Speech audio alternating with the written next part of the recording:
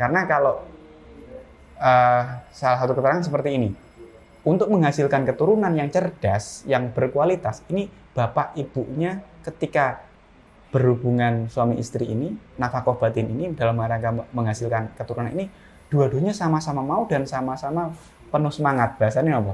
Sama-sama bergairah.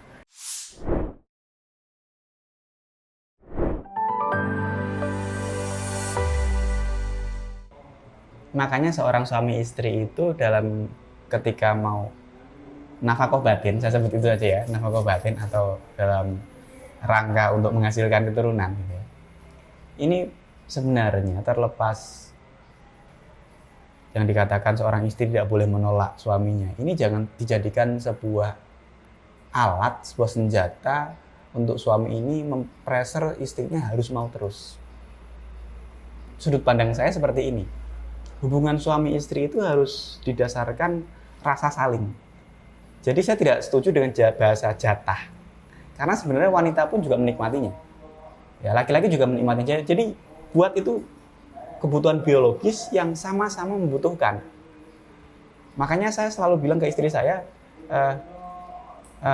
istilahnya, kita selalu mengkomunikasikan dulu. Dan saya walaupun saya selalu siap, saya bilang, karena biar istri saya mendapatkan pahala yang lebih banyak, saya selalu menyarankan istri saya menawari saya dulu. Karena sunahnya seperti itu. Jadi ketika laki-laki meminta ke istri, istrinya tidak mau, itu dikatakan dosa dan bahkan dikatakan malaikat sampai subuh melaknat istri tersebut. Saya tidak mau itu terjadi ke istri saya. Makanya saya selalu bilang, bahasanya capek enggak, mau enggak? Iya. Atau saya menggunakan yang lainnya. Saya tidak pernah mendirect seperti itu. Saya selalu bilang, ayo dong, kamu yang nawarin. Kenapa? Biar dapat pahala. Karena kalau dia nawarin, pastinya dia udah ready, dia nggak capek.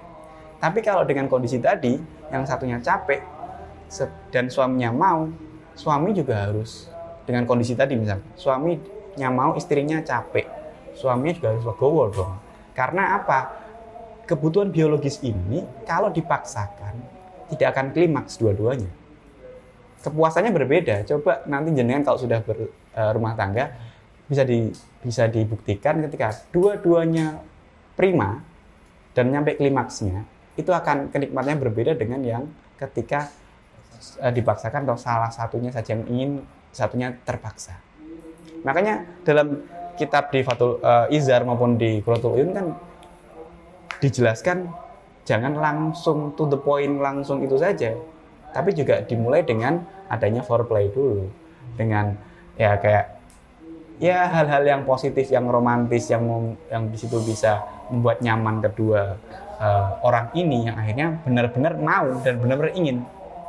Karena kalau salah satu keterangan seperti ini, untuk menghasilkan keturunan yang cerdas, yang berkualitas, ini bapak ibunya ketika berhubungan suami istri ini, nafkah batin ini dalam rangka menghasilkan keturunan ini, dua-duanya sama-sama mau dan sama-sama penuh semangat. Bahasanya apa?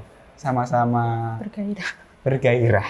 Jadi dalam gairah yang bagus, nafsu yang baik, tinggi, dan tentunya dengan muasar yang baik, dengan tata cara sesuai kitab, sesuai ajaran agama yang kita pelajari, dengan doa-doa itu, dengan amalan-amalan yang tidak perlu dibahas di sini ya, dan insya Allah akan menghasilkan keturunan yang baik seperti itu. Kalau mungkin saya akan menelisik pada hukum fikihnya, memang ada istilah nusyus ya bagi perempuan yang di situ tidak taat kepada suaminya, terutama masalah ranjang. Di sini dikatakan bahwa ketika perempuan ini menolak suaminya tanpa ada alasan yang dibenarkan, kemudian tanpa adanya kompromi yang baik, tanpa ada komunikasi yang baik, itu harusnya tidak diperbolehkan dan termasuk nusyus. Dan nusyus di sini konsekuensinya kalau dalam fikih itu adalah isqotun nafaqah. Jadi kalau orang ini, perempuan ini kok nusyus, maka dia tidak berhak mendapatkan nafkah secara lahirnya. Jadi ketika diajak kok tidak mau, maka hal tersebut bisa menggugurkan kewajiban nafkah dari suami terhadap istrinya. Oleh sebab itu, bagaimana seorang perempuan ini bisa membagi kesibukannya, kemudian juga bagaimana dia ini bisa tetap melayani suaminya sebisa mungkin. Sehingga ketika seorang perempuan punya komitmen seperti itu, sesibuk apapun dia akan berusaha memberikan yang terbaik juga untuk suaminya. Seperti contoh, ketika pun misalnya seorang perempuan ini tidak bersedia untuk diajak ke rumah suami, ini bukan termasuk nusyus selama dia ini bersedia untuk taslim atau menyerahkan dirinya dalam hubungan intim. Ini tidak akan menggugurkan nafkah dan tidak dinamakan nusyus, karena memang yang penting dari nusyus itu perempuan tidak menolak perkara itu. Meski dalam prakteknya kita tetap harus ada yang namanya kompromi, pengertian, kesalingan, itu perlu sekali. Cuman bagi seorang perempuan ini juga harus menyadari bahwa hal tersebut adalah kewajiban bagi seorang istri terhadap suaminya.